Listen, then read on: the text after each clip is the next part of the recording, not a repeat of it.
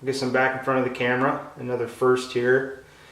This will be my first time doing, I suspect it'll be a series because I don't think I can do this in one day. Work shift work, 2 kids, so I'm a busy guy, but gonna cram in a big job that I've been putting off for quite a while. Finally gonna do it because it's been bugging me. Gonna get a dash pad. Ordered it already. I'll talk about that. If not on this episode, maybe the next one. Dash pad. I get a lot of people asking, hey, why don't you just take it out and do away with it and go with the steel dash. Not gonna argue. Steel dash looks awesome.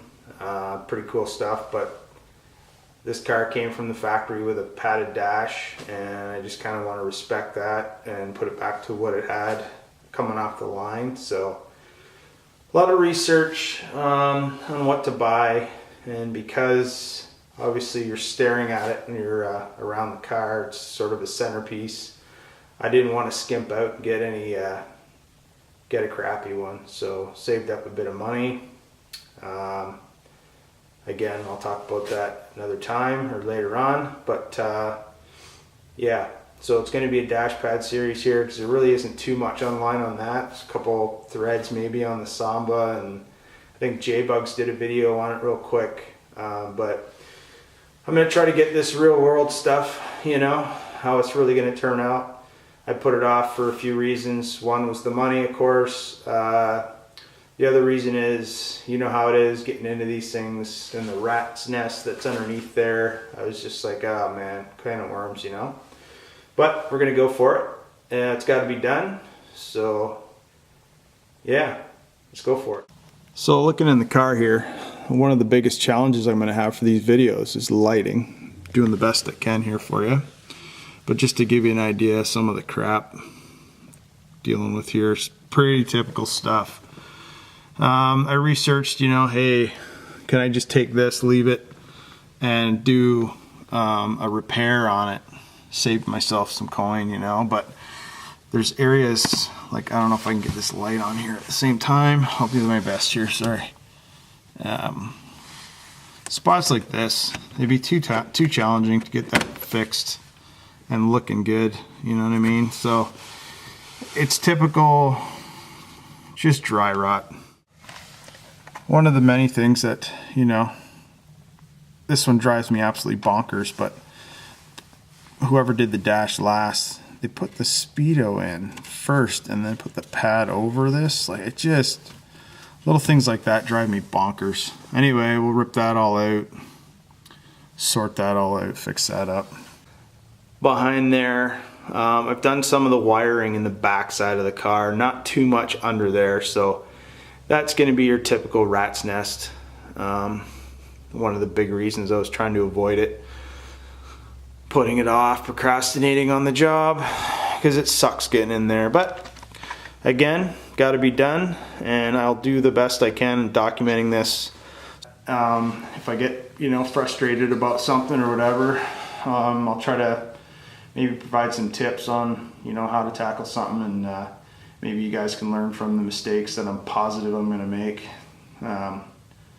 You know, hopefully I don't bust this new dash. That would really suck. I don't think I will. But anyways, hopefully it turns out good.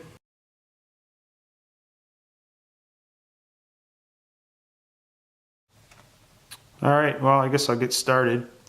My step one will be undoing the screws on the the right and the left hand side over there, and just slide the dash cover off. So now that the 4 screws are off, I figure I should cover this just in case somebody doesn't know, but the dash literally just slides. I'm trying to do this with one hand here. Slides right off, just like that. Get the 4 screws out, comes right off. And doing all the really simple stuff today. Right now I'm going to pull some buttons off. So here's your wiper. I think you just got to twist this counter clockwise and it should unscrew itself. Yep, here it comes. Okay, there's that. So I also have a Ziploc bag. Obviously a good idea. put all your stuff in it. Headlight button, same thing, counterclockwise. Here it comes.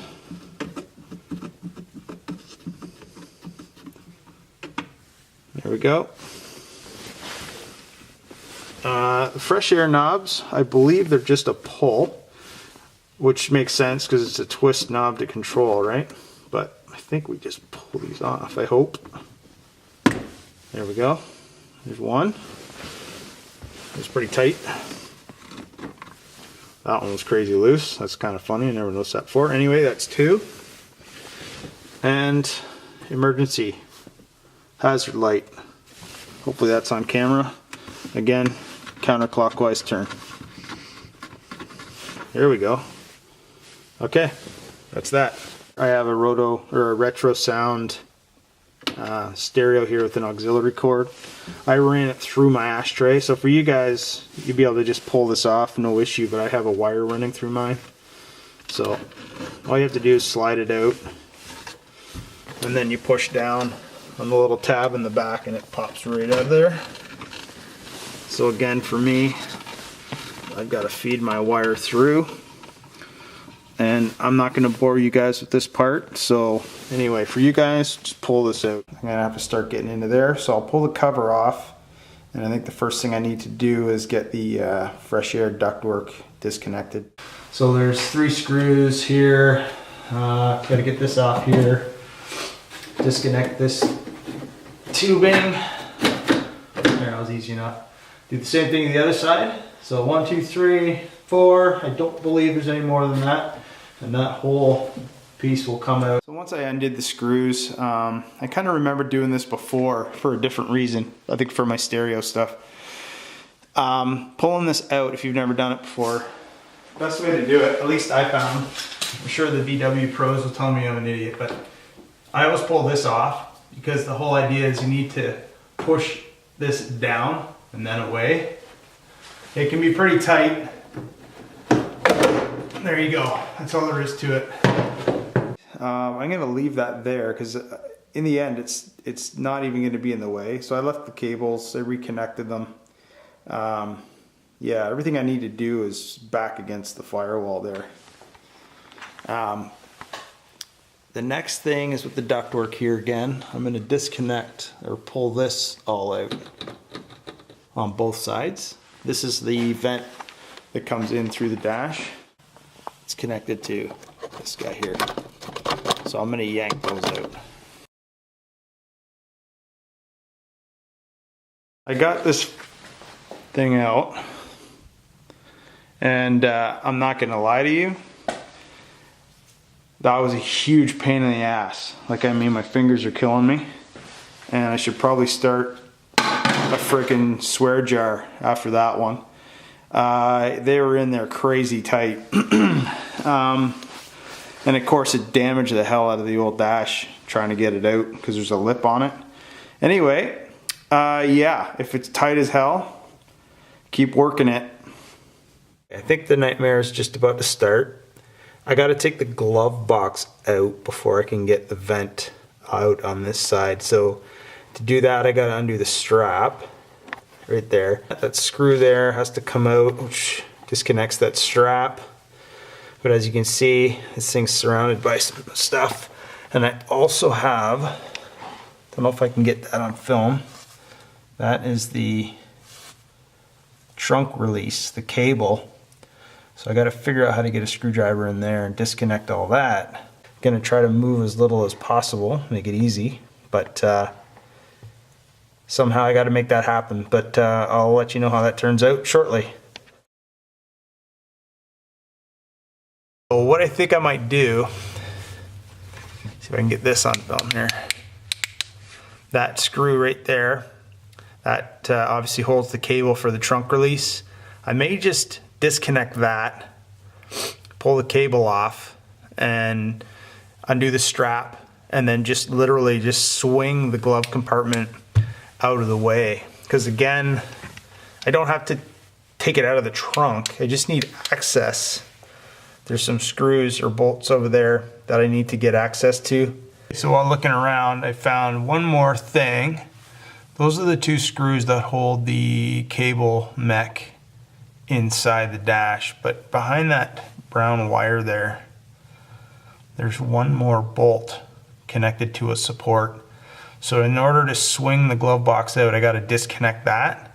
But lucky for me, I can access that from inside the dash. So there it is there. So those are the screw heads on the inside of the trunk, and then this screw here is connected to the support.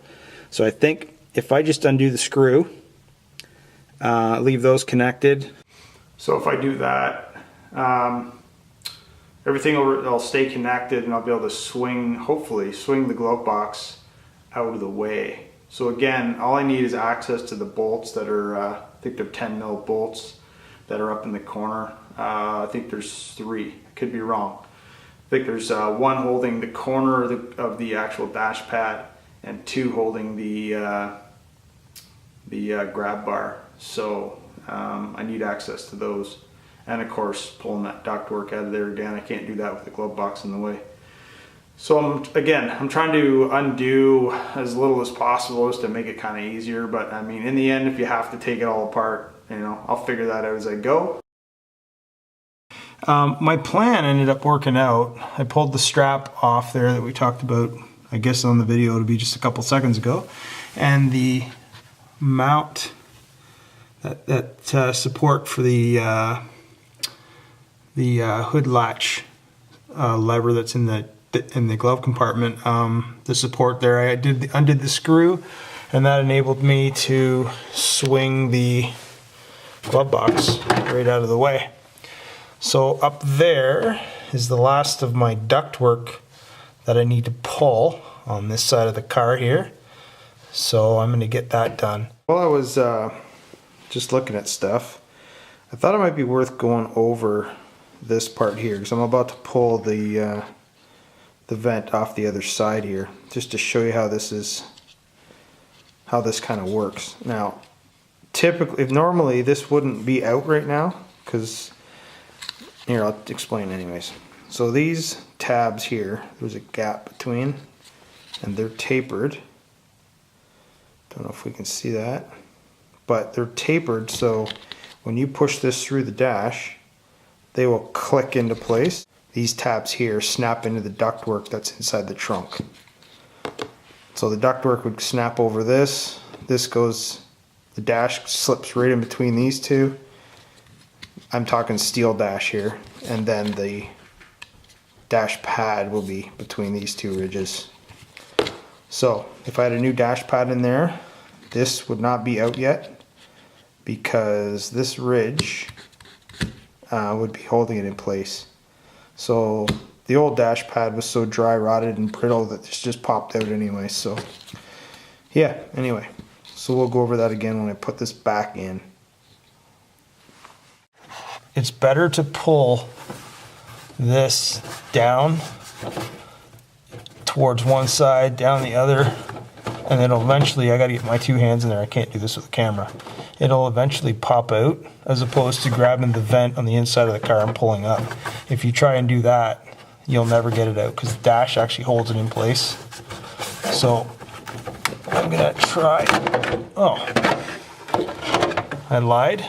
It was far easier than the other side, so there you go. So now you can see, at least from this angle, 2 of the 10mm bolts I got to get to back there if it's in focus. But anyway, I'm going to start doing that. I undid the bolts on the back side of the handle, the grab bar, whatever you want to call it. And these are the clips that kind of go behind there. Just, they contour the shape of the steel dash underneath. So this should just pop right out now that these are done.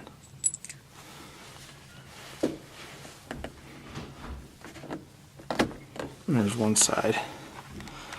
Kind of tricky doing this with the camera in one hand, but give her a go. So the next step that I'm going to tackle, I'm going to undo all the screws around the edge here and pull out this glove box ring. I'm getting a new one. This one's an original, I think. So I'm going to try not to break it. It's got a split here already, right there. But anyway, I'm going to try save it. I don't know if I can or not. And after I do that, I'm going to take these out because I want to paint these anyway because they still have some of the original blue on them. Previous owner never bothered to paint them, so I'm going to clean that up a bit.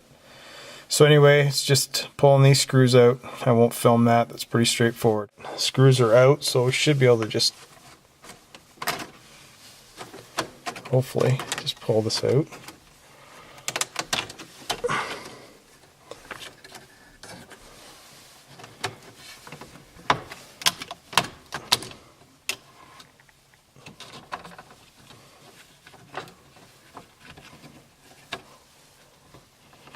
Wow, this is pretty hard to do with one hand. So I'm going to shut the camera off and get this thing off.